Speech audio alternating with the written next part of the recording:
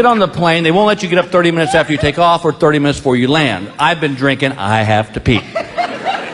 So we get to Salt Lake City, and I've got a bladder like out to here, and now I'm in an airport just crammed with people who don't understand the phrase, I'm going to pee on you if you don't move, I'm going to pee on you if you don't move. And for whatever reason, my wife was just in one of these moves, she was just in my ear, just see, I guess it was a stress. She goes, did you get a rental car? I'm like, yes, I got a rental car. She goes, did you get one with a ski rack? I go, yes, I got one with, you know what, honey? Some days I go the whole day without any of your help. Oh, that soothed it over. And my fuse is about that long. And I'm slamming our bags in the trunk of this car, and I slam her skis up in the rack, and the guy right in the car right next to me goes, you going skiing? I said, nope, we put him on top of the car in case we flip over on an icy road. Here's your sign. I got booked on a corporate job in Missouri, but it was a morning show. So I had to fly in the night before on this little puddle jumper airplane into this remote airstrip at night.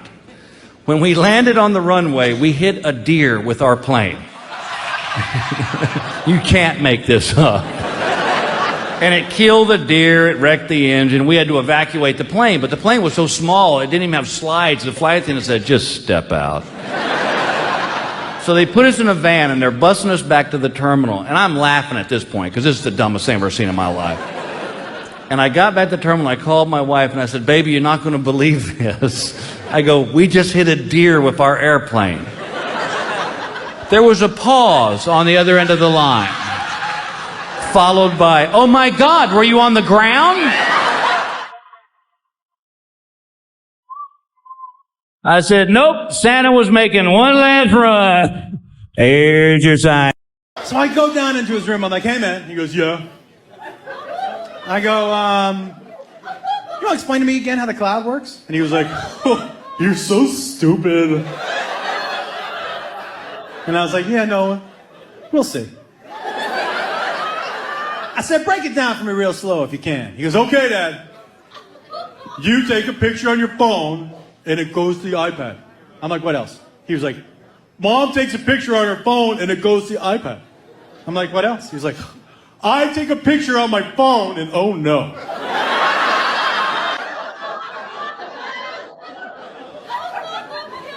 Hey, can I see that iPad? And I said, no, not yet. He goes, okay.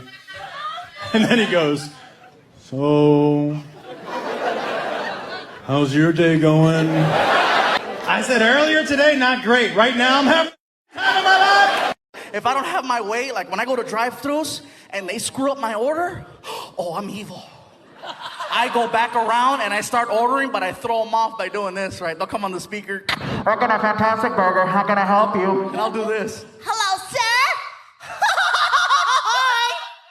Can I please have a double cheeseburger and order fries and a shake?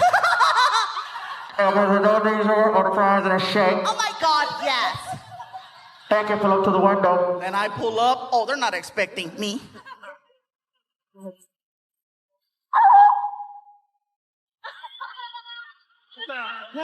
Oh, the look on their face is the best, right? Did you just order?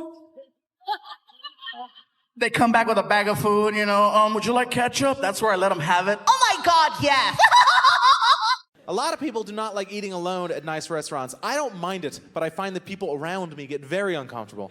I was trying to enjoy my meal, but there was a couple next to me on a first date, and I could tell I was bumming them out merely by my presence. You know what I mean? Like they kept looking over at me and like hushing their conversation. You know, like I'm listening to them. Of course I am. Of course I am. Of course I am. I don't have anything to do. But I don't care what they're talking about. Oh, you think Les Mis was overrated? Oh, I'm going to write that down. I don't care.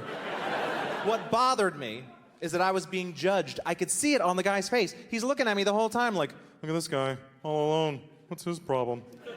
So here's what I did. Feel free to steal this if you're ever in this situation. I just stared at the chair across me for like 5 minutes. And then I said, happy anniversary, Karen. And I said, bro, what is it? I go, no. Bring me a full-size cup of coffee. Take this back in the... I was frustrated.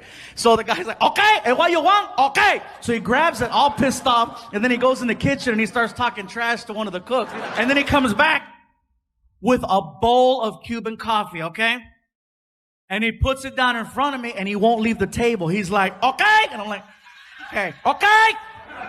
Okay, okay. Come on, right? So I pick up the bowl and I take a little sip of it. And when the coffee hit my tongue, I was like, oh my God, this is the most concentrated coffee I've ever had. It was really, really strong. And then it clicked. That's why they bring you a little shot glass of this stuff. So now I don't want to look stupid making him take a bowl of coffee back in the kitchen. So I picked it up to my face again and I drank the whole thing. Will done. I knew I messed up, bro. I knew I messed up because the waiter looked at me and he's like, vaya con Dios. In terms of like instant relief, canceling plans is like heroin. It is an amazing feeling. Such instant joy. Kids don't like that. Kids always want to do stuff. Kids get angry. They go, oh, we didn't do anything all day. You ever ask an adult what they did over the weekend and they say they didn't do anything? Their faces light up.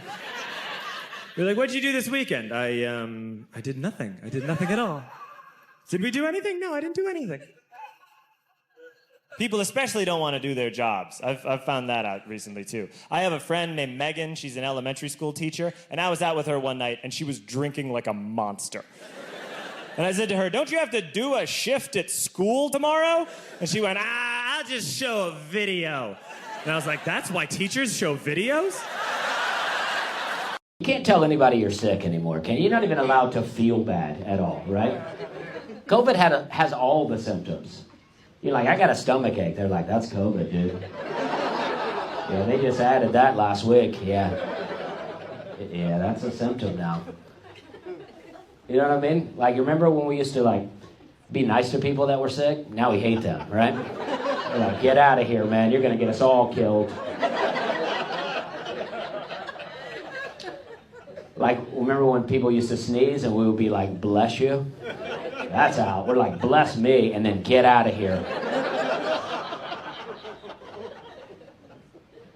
You know what I mean? It's serious, I guess. I don't know. People say it is.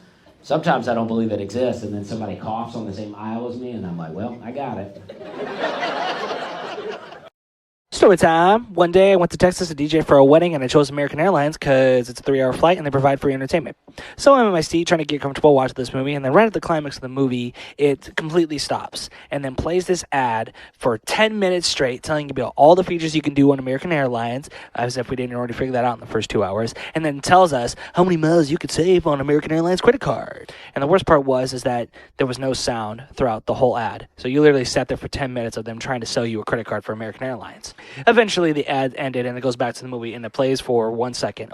And then it stops again, and then plays the whole ad again for another 10 minutes, but this time with sound. It was almost as if one of the flight attendants got word that there was no sound when the ad was being played. So she had to go back and tell, hey, there's no sound for the ad. What should we do? Have them finish the ad, and then we'll play it again. So to make a long story short, I never finished the movie on the plane, but I saved a whole lot of miles by purchasing the American Airlines credit card.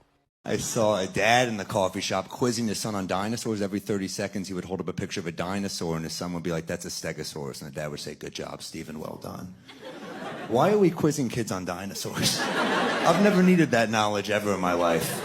It's never come in handy. It's never got me out of a jam. I've never been driving drunk. Some cop pulls me over. He's like, what kind of dinosaur is this, dude? I'm like, a stegosaurus? He's like, step out of the vehicle.